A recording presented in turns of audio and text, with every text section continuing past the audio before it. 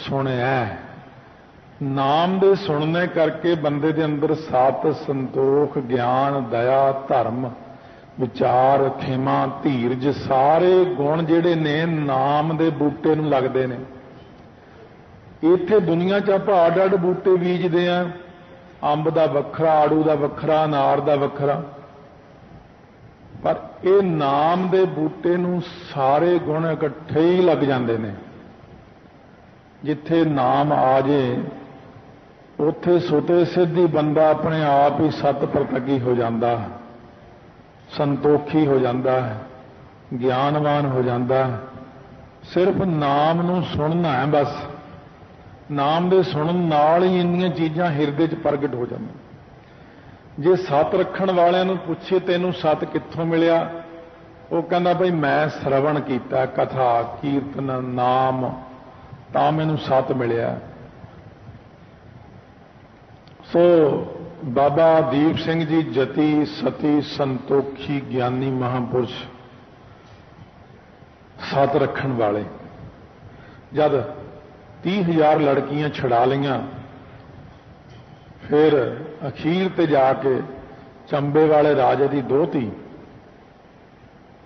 सो जिहड़ी अत्यंत ही पद्मनी सी, बहुत सुंदर सी, सिंह कहंदे बाबा जी इहनूं तां तुसीं छड्ड के आओ, नहीं जानी किसी का मन डोल जाए।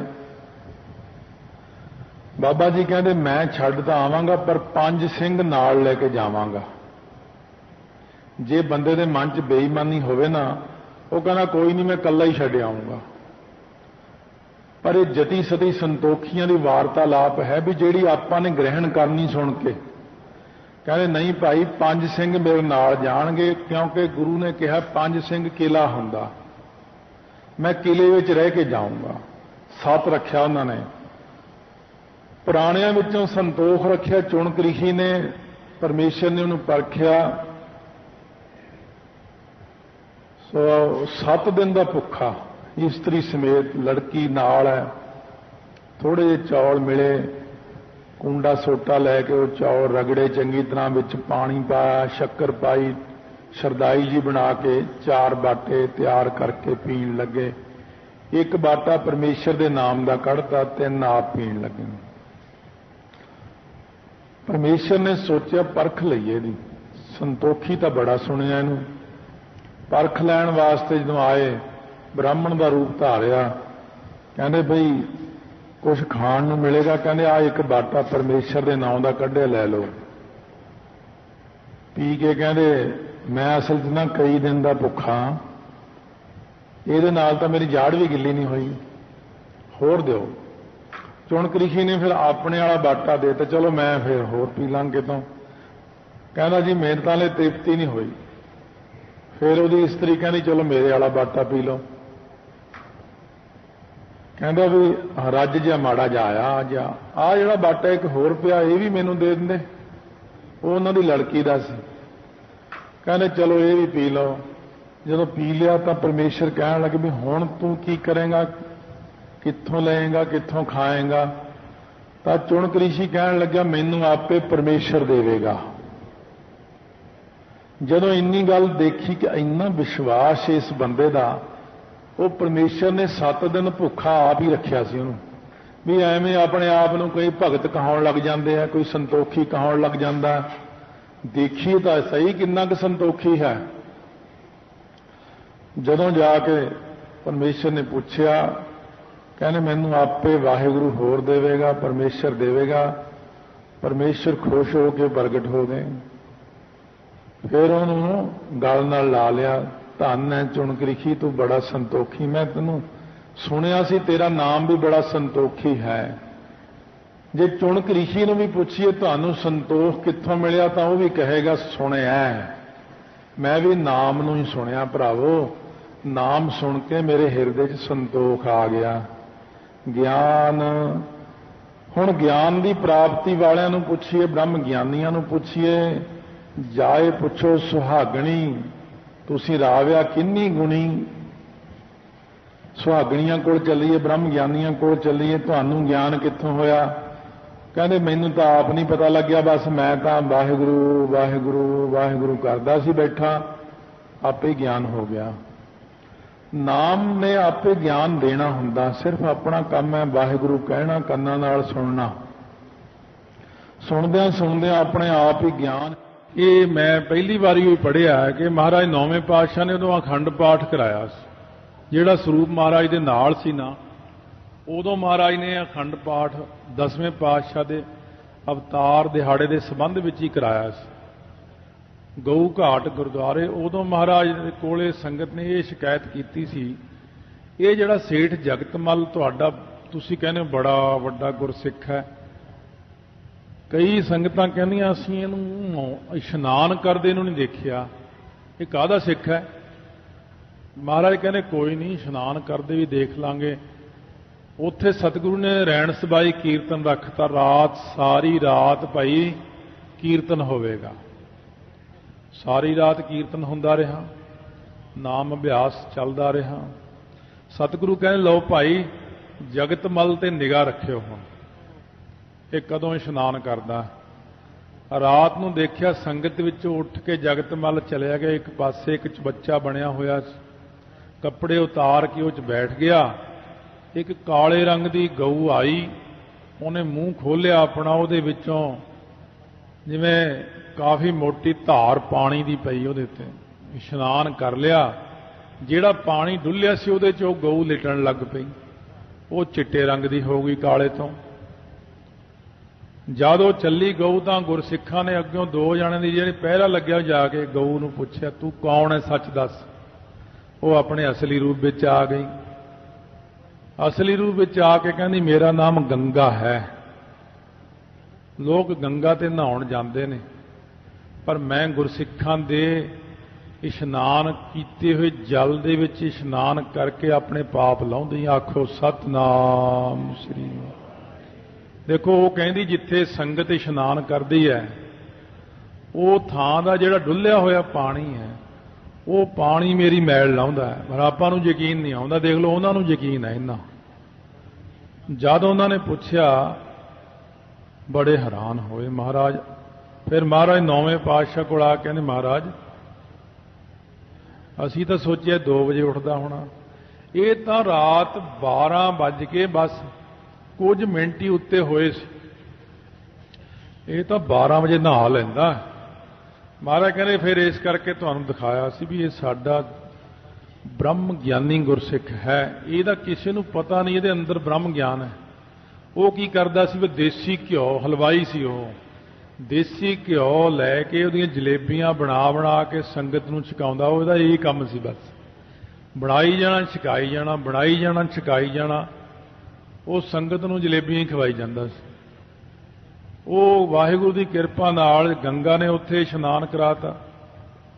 ਜਦ ਮਾਤਾ ਨਾਨਕੀ ਜੀ ਸਮੇਤ ਨੌਵੇਂ ਪਾਤਸ਼ਾਹ ਕਾਂਸ਼ੀ ਪਹੁੰਚੇ, ਜਦ ਆਪ ਜੀ ਜਾ ਰਹੇ ਸੀ ਪਟਨਾ ਸਾਹਿਬ ਨੂੰ, ਹਲੇ 10ਵੇਂ ਪਾਤਸ਼ਾਹ ਦਾ ਅਵਤਾਰ ਹੋਣਾ ਸੀ।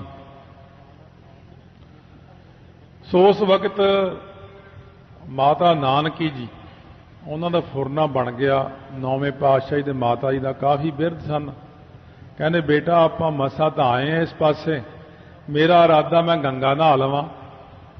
ਮਹਾਰਾਜ ਮੁਸਕਰਾ ਕੇ ਕਹਿੰਦੇ ਮਾਤਾ ਜੀ ਗੰਗਾ ਜੀ ਇੱਥੇ ਹੀ ਆ ਜਾਵੇ, ਤੁਹਾਡਾ ਇੱਥੇ ਇਸ਼ਨਾਨ ਕਰਾ ਦੂਗੀ। ਉਸ ਵਕਤ ਸਤਿਗੁਰੂ ਮਹਾਰਾਜ ਸੱਚੇ ਪਾਤਸ਼ਾਹ ਨੇ ਥੋੜਾ ਜਿਹਾ ਵਰਛਾ ਮਾਰਿਆ, ਉੱਥੋਂ ਹੀ ਚਸ਼ਮਾ ਫੁੱਟ ਪਿਆ। ਗੁਰਦੁਆਰਾ ਬੜਾ ਸਿੱਖ ਸੰਗਤ ਕਾਂਸ਼ੀ 'ਚ ਪੈਂਦਾ ਹੈ, ਉੱਥੇ ਜਲ ਨਿਕਲਿਆ ਆ, ਉੱਥੇ ਇਸ਼ਨਾਨ ਕੀਤਾ, ਉੱਥੇ ਫਿਰ ਖੂਹ ਬਣ ਗਿਆ। ਅੱਜ ਤੱਕ ਸੰਗਤ ਉੱਥੋਂ ਚੂੜਾ ਲੈਂਦੀ। ਮਹਾਰਾਜ 10ਵੇਂ ਪਾਤਸ਼ਾਹ ਨੂੰ ਸਿੰਘ ਕਹਿਣ ਲੱਗੇ ਕਿ ਤ੍ਰਿਵੇਣੀ ਦਾ ਇਸ਼ਨਾਨ ਕੀ ਹੁੰਦਾ। ਇਹ ਮਹਾਰਾਜ ਚੁੱਪ ਰਹੇ ਕਈ ਦਿਨ।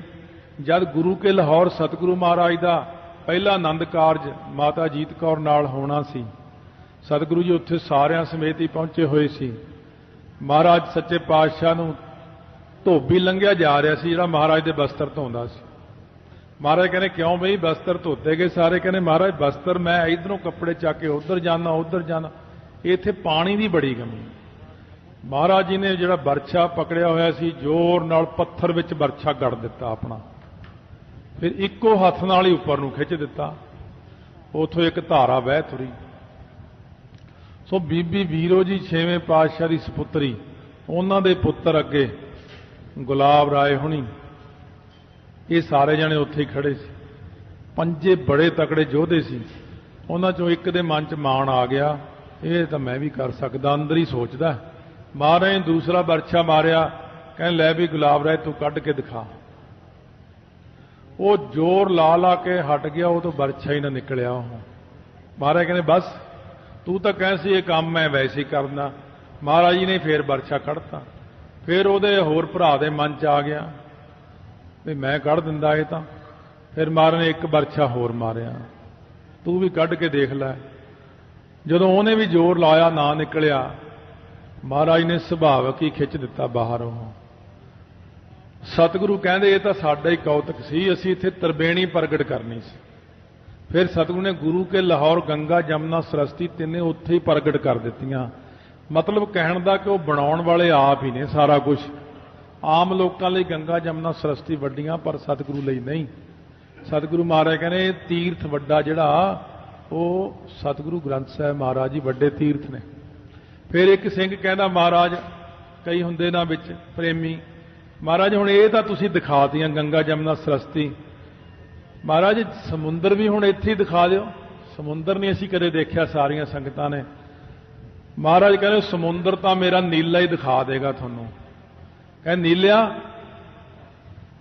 इन्हां नूं समुंदर दिखा दे बई। नीले ने अपने पौड़ चक्के दोवें उपर नूं चुक के ठा करके पत्थर च मारे, पत्थर भंन दिता, उत्थों समुंदर दा पानी कढ़ दिता। और अज तक संगतां जाओ, जे नहीं कोई गया गुरु के लाहौर जाके पी के आओ, देखो समुंदर दा खारा पानी है, तरबेणी कढ़ी है उत्थे। ये तरबेणी हुण गुरु घर दी तरबेणी बन गई। सच्चे पातशाह ने उत्थे वार दिता, भाई इत्थे इशनान करो सारियां संगतां आके। सो महाराज सच्चे पातशाह कहंदे ने नाम दे श्रवण करके ही 68 तीर्थ प्रगट हो जाते हैं। फिर पुराण संगली विच तां इउं लिखिया कि असल विच 68 तीर्थ अपने अंदर ही ने। 68 तीर्थां दे पड़दियां नूं तोड़ के जिहड़ा अंम੍ਰਿਤ प्रगट हुंदा है, ਉਹਦੇ ਵਿੱਚ इशनान करना।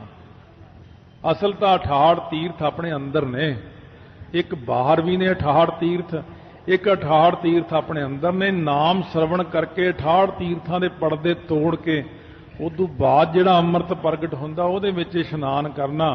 सुनिया है पढ़, पहला बंदा सुनता है फिर पढ़ता है। पहला श्रवण ही करता ना कि पहली क्लास दूजी क्लास बारे श्रवण करता, आ किताब पढ़नी है या आ ग्रंथ पढ़ना है या आ ग्रंथ बड़ा अच्छा है। सुनिया कि जपजी साहब के इन्ने पाठ करने नाल भी आ प्राप्त होंदा, सुखमनी साहब के पाठ का महात्म है। जदों सुनता है तो पढ़ता है, फिर पढ़ के की पाउंदा मान आदर सत्कार। जिन्नी बाणी पढ़ता, जिन्ने ग्रंथ पढ़ता, जिन्नी किताबां पढ़ता, फिर मान आदर मिलता। संसारी विद्या पढ़न नाल संसार विच मान आदर मिलता, ते गुरबाणी पढ़न नाल लोक ते परलोक विच मान आदर मिलता। महाराज कहने नाम दे श्रवण करने करके ही पढ़ पढ़ पाव है मान। पढ़ पढ़ के बाणी नूं मान आदर प्राप्त करता है। वैसे तो ये भाव अर्थ होर भी बन जाते हैं। पढ़ पढ़ वो पाड़ पाड़ करते हैं, कहते ने पाड़ देंदे ने पंजां कोशां नूं, पाड़ देंदे ने अविद्या नूं। इस प्रकार कहने पाड़ देंदे ने हरेक अज्ञान नूं, पाड़ पाड़ के मान आदर सत्कार प्राप्त कर लेंदे ने। सुनिया लागै सहज ध्यान, जे सुनीए ना ध्यान दे नाल वाहिगुरू वाहिगुरू गुरबाणी नूं तां सुते सिद्धी ध्यान लग जांदा परमात्मा दे विच। सतगुरु तां यही कहंदे ने कि आपां कहने मेरा मन नहीं टिकदा, मैं कित्थे ध्यान लावां। महाराज कहने सुनिया लागै सहज ध्यान, सहज स्वरूप विच सुते ही ध्यान लग जांदा, किसी फोटो की लोड़ नहीं पैंदी। वाहिगुरू वाहिगुरू कन्नां नाल सुनी जाओ सुनी जाओ सुनी जाओ। जदों काफ़ी देर तक करते रहे फिर अंदरों सुनी जाओ, फिर मूँह बंद कर लो, फिर अंदरों बोलण लग जाता। बस अंदरों जदों बोलना शुरू हो गया उदों हौली हौली अपने आप ही निर्गुण स्वरूप विच ध्यान लग जाता। ध्यान लग गया नानक भगतां सदा विगास। भगतां नूं हमेशा ही फिर खेड़ा बनिया रहिंदा, खुशियां बन जांदियां। सुनिया दुख पाप का नाश, ਨਾਮ ਦੇ ਸ਼ਰਵਣ ਕਰਨੇ ਕਰਕੇ ਦੁੱਖਾਂ ਤੇ ਪਾਪਾਂ ਦਾ ਨਾਸ ਆਪਣੇ ਆਪ ਹੀ ਹੋ ਜਾਂਦਾ ਹੈ। ਨਾਮ ਦੁੱਖਾਂ ਤੇ ਪਾਪਾਂ ਨੂੰ ਨਾਸ ਕਰਦਾ। ਹੌਲੀ ਹੌਲੀ ਰਸਨਾ ਗੁਣ ਗੋਪਾਲ ਨਿਤ ਗਾਇਣ ਸਾਤ ਸਹਿਜ ਰਹਿਸ ਮਨ ਉਪਜਿਓ ਸਗਲੇ ਦੁੱਖ ਭੁਲਾਇਣ। ਸਾਰੇ ਦੁੱਖਾਂ ਦੀ ਨਿਵਰਤੀ ਨਾਮ ਦੇ ਸ਼ਰਵਣ ਕਰਕੇ ਹੁੰਦੀ ਹੈ। ਹੁਣ ਵੀ ਆਪਾਂ ਜੇ ਕਿਵੇਂ ਨਾਮ ਨਹੀਂ ਸੁਣਿਆ, ਆ ਹੁਣ ਜਿਹੜਾ ਘੰਟਾ ਕਥਾ ਸੁਣੀ ਹੈ ਇਹ ਤਾਂ ਸੁਣਿਆ ਹੀ ਹੈ ਨਾ, ਇਹ ਵੀ ਤਾਂ ਨਾਮ ਦੀ ਮਹਿਮਾ ਨੂੰ ਹੀ ਸੁਣਿਆ। ਇਹਦੇ ਨਾਲ ਹੀ ਦੁੱਖਾਂ ਪਾਪਾਂ ਦਾ ਨਾਸ ਹੋ ਜਾਣਾ, ਇਹਦੇ ਨਾਲ ਹੀ ਆਪਾਂ ਨੂੰ ਖੇੜਾ ਮਿਲ ਜਾਂਦਾ। ਜੇ ਇੱਕ ਦੋ ਦਿਨ ਨਾ ਕਥਾ ਚਾਹੋ ਫਿਰ ਦੇਖ ਲਓ ਹਾਲਤ ਕੀ ਹੁੰਦੀ ਹੈ। ਫਿਰ ਆਪਾਂ ਕਹਿੰਦੇ ਮੇਰਾ ਮਨ ਹੀ ਨਹੀਂ ਲੱਗਿਆ। ਕਿਉਂ? ਭਗਤਾਂ ਨੇ ਤਾਂ ਹਮੇਸ਼ਾ ਕੀਰਤਨ ਸੁਣਿਆ, ਕਥਾ ਸੁਣੀ, ਪਾਠ ਸੁਣਿਆ, ਗੁਰਬਾਣੀ ਸੁਣੀ, ਪਰ ਫਿਰ ਸੁਣਿਆ ਦੁੱਖ ਪਾਪ ਕਾ ਨਾਸ। ਜੋ ਮਰਜ਼ੀ ਸੁਣ ਲਓ, ਦੁੱਖਾਂ ਤੇ ਪਾਪਾਂ ਦਾ ਨਾਸ ਤਾਂ ਹੋਣਾ ਹੀ ਹੋਣਾ ਹੈ। ਇਹਨਾਂ ਵਿੱਚੋਂ ਸਭ ਕੁਝ ਸੁਣੋ ਹਮੇਸ਼ਾ। ਹੁਣ ਕਥਾ ਸੁਣੀ ਹੈ, ਹੁਣ ਨਾਮ ਨੂੰ ਸ਼ਰਵਣ ਕਰਦੇ ਹਾਂ। ਵਾਹਿਗੁਰੂ ਵਾਹਿਗੁਰੂ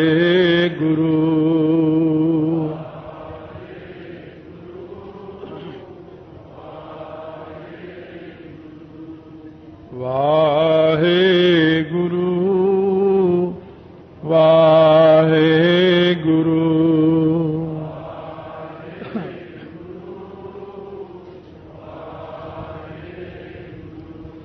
ਪਿਆਰੇ ਕਿਵੇਂ ਹੋਈ?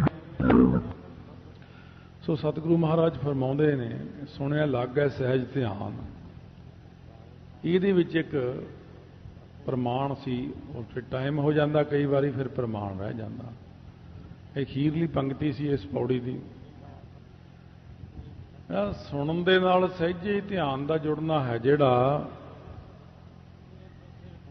ਜਦ ਭਾਈ ਗਾਉਂਦੇ ਨੇ ਬਾਣੀ ਪੜ੍ਹਨੀ ਸ਼ੁਰੂ ਕੀਤੀ, ਅੰਮ੍ਰਿਤ ਵੇਲੇ ਬੈਠ ਕੇ ਪੜ੍ਹਦਿਆਂ ਬਾਣੀ ਦੀ ਵਿਚਾਰ ਕਰਦਿਆਂ ਉਹਦਾ ਧਿਆਨ ਸਤਵੇਂ ਪਾਤਸ਼ਾਹ ਦੇ ਚਰਨਾਂ 'ਚ ਆ ਜੁੜਿਆ। ਮਹਾਰਾਜ ਦੇ ਚਰਨ ਇੰਨੇ ਪਿਆਰੇ ਮਿੱਠੇ ਲੱਗੇ, ਬਾਣੀ ਪੜ੍ਹਦਿਆਂ ਚਰਨ ਪਕੜ ਲਏ ਉਸਨੇ, ਮੱਥਾ ਲਾ ਲਿਆ, ਚਰਨਾਂ ਨੂੰ ਧਿਆਨ ਨਾਲ ਹੱਥਾਂ ਵਿੱਚ ਪਕੜ ਲਏ। ਜਦੋਂ ਪਕੜ ਲਏ ਚਰਨ, ਉਧਰ ਮਹਾਰਾਜ ਸੱਚੇ ਪਾਤਸ਼ਾਹ ਵੀ ਨਹੀਂ ਹਿੱਲ ਰਹੇ। ਪ੍ਰਸ਼ਾਦੇ ਦਾ ਸਮਾਂ ਵੀ ਹੋ ਗਿਆ। ਲਾਂਗਰੀ ਕਹੇ ਪ੍ਰਸ਼ਾਦਾ ਛਕੋ, ਮਹਾਰਾਜ ਬੋਲਣ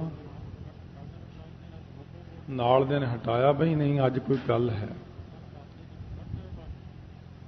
ਸੋ ਜਦੋਂ ਸ਼ਾਮ ਨੂੰ 4 ਵਜੇ ਦਾ ਸਮਾਂ ਹੋ ਗਿਆ, ਮਹਾਰਾਜ ਉਦੋਂ ਨੇਤਰ ਪ੍ਰਕਾਸ਼ ਕੀਤੇ, ਲਿਆਓ ਬਈ ਪ੍ਰਸ਼ਾਦਾ ਲਿਆਓ। ਮਹਾਰਾਜ ਅੱਜ ਕੀ ਕਾਰਨ ਹੈ? ਕਹਿੰਦੇ ਭਾਈ ਗਾਉਂਦੇ ਨੇ ਧਿਆਨ ਦੇ ਨਾਲ ਸਾਡੇ ਚਰਨ ਪਕੜ ਲਏ ਸੀ। ਉਹ ਧਿਆਨ ਵਿੱਚ ਸ਼ਕਤੀ ਹੈ ਬਹੁਤ ਜ਼ਿਆਦਾ। ਧਿਆਨ ਨਾਲ ਬੰਦਾ ਮੋੜ ਲਿਆਈਦਾ, ਜਾਂਦਾ ਹੋਇਆ ਬੰਦਾ ਵਾਪਸ ਮੋੜ ਲਿਆਈਦਾ। ਤੁਸੀਂ ਆਪਣੇ ਧਿਆਨ ਦੀ ਪਰਪੱਕਤਾ ਨਹੀਂ ਕਰਦੇ ਹੋ। ਧਿਆਨ ਦੀ ਪਰਪੱਕਤਾ ਇੰਨੀ ਜ਼ਿਆਦਾ ਹੁੰਦੀ ਹੈ, ਜੇ ਲਾਗੇ ਬੈਠੇ ਬਾਰੇ ਸੋਚੀ ਵੀ ਉੱਠ ਕੇ ਚਲਿਆ ਜਾਵੇ, ਉਹ ਉਸੇ ਟਾਈਮ ਹੀ ਉੱਠ ਕੇ ਚਲਿਆ ਜਾ, ਚੰਗਾ ਜੀ ਮੈਂ ਫਿਰ ਚੱਲਦਾ। ਸੋਚਣ ਦੀ ਲੋੜ ਹੁੰਦੀ, ਬਸ ਫਲਾਨਾ ਬੰਦਾ ਮੈਨੂੰ ਮਿਲੇ, ਉਹ ਤੁਹਾਨੂੰ ਘੰਟੇ ਬਾਅਦ ਆ ਕੇ ਮਿਲ ਪਵੇਗਾ। ਧਿਆਨ ਦੀ ਸ਼ਕਤੀ ਇੰਨੀ ਜ਼ਿਆਦਾ ਹੈ, ਜੋ ਸੋਚੋਗੇ ਉਹੀ ਧਿਆਨ ਨੇ ਕਰ ਦੇਣਾ। ਧਿਆਨ ਧੁਨ ਮਹਿ ਧਿਆਨ ਮਹਿ ਜਾਣਿਆ। ਜਦੋਂ ਆਪਾਂ ਕਿਸੇ ਬੰਦੇ ਦਾ ਜ਼ਿਆਦਾ ਹੀ ਧਿਆਨ ਕਰਦੇ ਹਾਂ, ਸ਼ਾਮ ਨੂੰ ਜਦੋਂ ਮਿਲਦਾ, ਆਪਾਂ ਕਹਿੰਦੇ ਮੈਂ ਸਵੇਰੇ ਤੈਨੂੰ ਯਾਦ ਕਰਦਾ ਸੀ, ਧਿਆਨ ਕੀਤਾ ਤੇਰਾ ਮੈਂ। ਉਹ ਕਹਿੰਦੇ ਹਾਂ ਯਾਦ ਤਾਂ ਮੈਨੂੰ ਤੂੰ ਵੀ ਆਇਆ, ਪਤਾ ਮੈਨੂੰ ਵੀ ਲੱਗ ਗਿਆ ਸੀ ਕਿ ਮੈਨੂੰ ਯਾਦ ਕਰਦਾ। ਸੋ ਇਸ ਕਰਕੇ ਜਿਹੜਾ ਇਹ ਧਿਆਨ ਹੈ, ਜਦੋਂ ਇਹੀ ਧਿਆਨ ਘੁੰਮ ਕੇ ਪਰਮੇਸ਼ਰ ਵੱਲ ਚਲਿਆ ਜਾਂਦਾ ਹੈ। ਆਮ ਬੰਦੇ ਨੂੰ ਆਪਾਂ ਯਾਦ ਕਰਦੇ ਧਿਆਨ ਲਾ ਕੇ, ਉਹ ਬੰਦਾ ਆ ਜਾਂਦਾ। ਇਹੀ ਧਿਆਨ ਜਦੋਂ ਪਰਮੇਸ਼ਰ ਵਿੱਚ ਚਲਿਆ ਜਾਂਦਾ ਤਾਂ ਪਰਮੇਸ਼ਰ ਵੀ ਆ ਜਾਂਦੇ ਨੇ। ਪਰਮੇਸ਼ਰ ਕਹਿੰਦੇ ਮੈਨੂੰ ਯਾਦ ਕਰੀ ਜਾਂਦਾ, ਯਾਦ ਕਰੀ ਜਾਂਦਾ। ਇਸ ਤਰ੍ਹਾਂ ਸਤਿਗੁਰੂ ਕਹਿੰਦੇ ਨਾਮ ਦੇ ਸ਼ਰਵਣ ਕਰਨੇ ਕਰਕੇ ਸਹਿਜੇ ਹੀ ਧਿਆਨ ਲੱਗਦਾ ਹੈ। ਸੁਤੇ ਸਿੱਧੀ श्रवण करन नाल ही ध्यान लग जाता। जिवें कथा विच अपना मन किते नहीं जाता, क्योंकि कथा नूं आपां श्रवण करते हैं, सुनते हैं, कीर्तन नूं सुनते हैं, पर जदों अपना नितनेम करते हैं उदों उहनूं सुनते नहीं। बस यही कमी अपने विच, ये दूर कर लो भी अपने नितनेम नूं थोड़ा थोड़ा बोल के, जे स्पष्ट अखर बोले जाण उहदे विच ज़्यादा फायदा है। जिहड़ा स्पीड ते पाठ करना है वो क्योंकि अखर की बनावट नहीं सामने आउंदी, जब तक अखर की बनावट सामने नहीं आउंदी उद तक मन की एकाग्रता नहीं होंदी। इस करके जिन्नी भी बाणी बोलनी है बोल के ज़्यादा आनंद आउंदा है। वो फिर गांह दीयां स्टेजां ने जिहड़ियां तुसीं पहलां ही पुछण लग जांदे भी फिर इस तरह हाले तो सिर्फ पहली क्लास सुन के बाणी पढ़नी, सुनन विच ज़्यादा आनंद है। बस यही वड्डी चीज़ है कि गुरबाणी नूं सुनी जाओ, सुनी जाओ। सुनिया सरा गुणा के गाह, सुनिया सुनन दे नाल ही पता लगता है ये सरा दा भाव है, तीर है, ये गुणा चिल्ला है। तीर कमान, तीर कमान दे विच चिल्ला जिथे तीर चढ़ाउणा है। गाह दा अर्थ है मुठा, जिन्हों पकड़ के तीर चलाउंदे हैं। ये सुन के ही पता लगता शस्त्रधारियों नूं। किसी भी चीज़ नूं जद तक आपां किसी नूं दसदे नहीं, वो सुनदा नहीं, उदों तक उहनूं पता नहीं लगता कि ये की है। श्रवण सारे नालों वड्डी चीज़ है। हुण जिहड़े ने तीर अंदाजी करन वाले, तीर चलाउण वाले, उन्हां ने भी यही गल कही है कि सारा कुछ श्रवण दे नाल ही हुंदा। नाम श्रवण करके ही बंदे दे अंदर विद्या आउंदी है। शस्त्र विद्या, शास्त्र विद्या, ज्योतिष विद्या, संगीत विद्या, तैराकी दी विद्या, 14 विद्या संसार दीयां नाम दे अधीन हैं। जिहड़ा बंदा नाम जपण लग जांदा उहनूं ये विद्या प्राप्त हो जाती है। हुण आपां ने चलाउणा नाम दा तीर। हुण अणियाले अणियां राम राजे अणी वाला तीर चलाउणा। सो सतगुरु महाराज कहने नाम दे श्रवण करन दे नाल इंसान नूं सारियां नालों वड्डा तीर प्राप्त हुंदा। सो इहदे विच जिहड़ी आत्म विषैणी बुद्धि अपनी ये कमान बन जाती है। सो इस प्रकार निश्चय का मुठा शब्द विच जिहड़ी सुरती लाउणी है तीर बन जाता है। इहने लक्ष्य ते पहुंचना अपने ते निशाने ते। गाह, गाह दा अर्थ है निशाना, लक्ष्य। जदों अपने कोले आत्म विषैणी बुद्धि रूपी कमान आ जाती है तो उदों अपने कोले जिहड़ा तीर है, जिहड़ी सुरती दा बिरती दा लगना परमात्मा वल नूं तीर वांगू सिद्धी हो के जदों उधर नूं अपनी बिरती लग जाती है तो निश्चय दा मुठा अपने कोल हुंदा है। तो गाह लक्ष्य दे उत्ते सामने जाके निशाने ते तीर वजदा, शब्द अते सुरत दा मिलाप हो जाता। सतगुरु महाराज समझाउंदे ने कि श्रवण करन दे इन्ने लाभ ने, महिमा है। गुणा, गुणा दा अर्थ है गुण। जिहड़े गुण ने सत, संतोख, दया, धर्म, विचार। गाह दा अर्थ है अस्थान, सरा दा अर्थ है सरोवर। जिहड़े नाम नूं श्रवण करते ने वो शुभ गुणा दे सरोवर ही बन जाते हैं। पहले नंबर ते सतगुरु, दूजे नंबर ते ब्रह्म ज्ञानी, तीसरे उत्ते सत संगत। नाम दे श्रवण करने करके शुभ गुणा दे सरोवर बन जाइदा अथवा अस्थान बन जाइदा। सत, संतोख, दया, धर्म, विचार सत संगत विचों मिल जाता। सतगुरु जी दे पास है, ब्रह्म ज्ञानी दे पास है। इयों सरा गुणा के गाह, वो जिहड़ा बंदा गुणा दा ही गाह बन जाता, गुणा दा स्थान बन जाता। हुण गल आ गई अवगुणा दी। ਔਗਣ ਵੀ ਇਸੇ ਪੰਗਤੀ ਨੇ ਦਬਾ ਲੈਣੇ ਨੇ। ਇਹ ਗੁਰੂ ਨਾਨਕ ਦੀਆਂ ਪੰਗਤੀਆਂ ਪਾਤਸ਼ਾਹ ਦੀਆਂ, ਇਹਦੇ ਵਿੱਚ ਬੜਾ ਕੁਝ ਹੈ, ਨਾਲੇ ਬਿਲਕੁਲ ਸਹੀ, ਕੋਈ ਗੱਲ ਇੱਧਰਲੀ ਉੱਧਰਲੀ ਨਹੀਂ ਹੋਣੀ। ਸਤਿਗੁਰੂ ਨਾਨਕ ਦੇਵ ਜੀ ਮਹਾਰਾਜ ਕਹਿੰਦੇ ਜਿਹੜੇ ਗੁਣਾ ਹੁੰਦੇ ਨੇ, ਕਿਉਂਕਿ ਜਿਹੜਾ ਬਹੁਤਾ ਗਿਆਨ ਹੁੰਦਾ ਹੈ, ਬਹੁਤ ਪੜ੍ਹਾਈ ਕੀਤੀ ਹੁੰਦੀ ਜਿਨ੍ਹਾਂ ਨੇ ਇਸ ਪਾਸੇ ਦੀ ਵਿਦਵਾਨੀ, ਉਹਨਾਂ ਨੂੰ ਪਤਾ ਹੁੰਦਾ ਕਿ ਗੁਣਾਂ ਦਾ ਮਤਲਬ ਕੀ ਹੈ। ਗੁਣਾਂ ਦਾ ਮਤਲਬ ਇਸ ਤੋਂ ਉਲਟ ਵੀ ਹੈ। ਇਹਨਾਂ ਨੂੰ ਵੀ ਗੁਣ ਕਹਿੰਦੇ ਨੇ। ਇਹ ਜਿਹੜੇ ਸ਼ਬਦ ਸਪਰਸ ਰਸ ਰੂਪ ਗੰਧ ਨੇ, ਇਹ ਜਿਹੜੇ ਕਾਮ ਕ੍ਰੋਧ ਲੋਭ ਮੋਹ ਹੰਕਾਰ ਨੇ, ਇਹਨਾਂ ਨੂੰ ਗਾਹਦ ਅਰਥ ਹੈ ਦਬਾਉਣਾ। ਉਹ ਇਹਨਾਂ ਨੂੰ ਔਗਣਾਂ ਨੂੰ ਸਤਿਗੁਰੂ ਦੀ ਕਿਰਪਾ ਨਾਲ ਨਾਮ ਸਰਵਣ ਕਰਕੇ ਔਗਣਾਂ ਨੂੰ ਤਾਂ ਦਬਾ ਲੈਂਦੇ ਨੇ ਆਪਣੇ ਵਿੱਚ, ਤੇ ਗੁਣਾਂ ਨੂੰ ਪ੍ਰਗਟ ਕਰ ਲੈਂਦੇ ਨੇ। ਹਿਰਦੇ ਦੇ ਅੰਦਰੋਂ ਹੀ ਗੁਣਾਂ ਦੇ ਸਥਾਨ ਬਣ ਜਾਂਦੇ ਨੇ। ਇਸ ਤਰ੍ਹਾਂ ਸਤਿਗੁਰੂ ਮਹਾਰਾਜ ਕਹਿੰਦੇ ਨੇ, ਜੇ ਨਾਮ ਸਰਵਣ ਕਰੋਗੇ ਤਾਂ ਨਾਮ ਸਰਵਣ ਕਰਨ ਦੇ ਵਿੱਚ ਹੀ